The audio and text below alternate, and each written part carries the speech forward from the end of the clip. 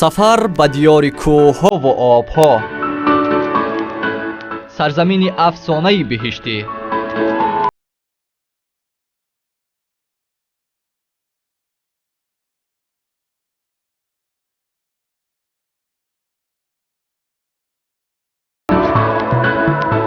کوه‌های سر به فلک آن، طبیعت ناتکراری آن و اینقدر زیبایی‌هایی که او را احاطه کرده است، از هر مناره و مجسمه والا است و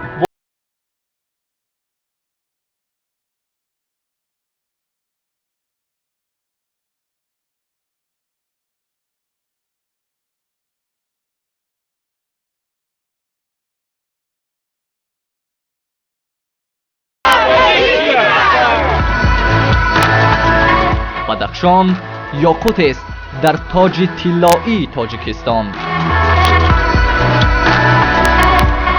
قصه ها از روزگار مردم نجیب و مهمان نوازش.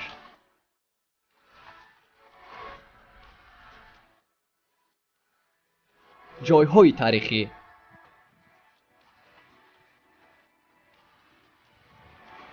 چشمه ها و آبهای پرخروشش.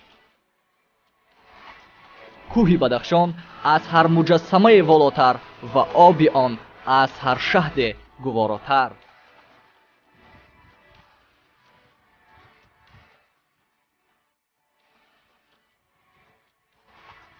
این همه در سلسله برنامه‌های مستند و تاریخی عروس‌های نزدیک در تلویزیون سینما.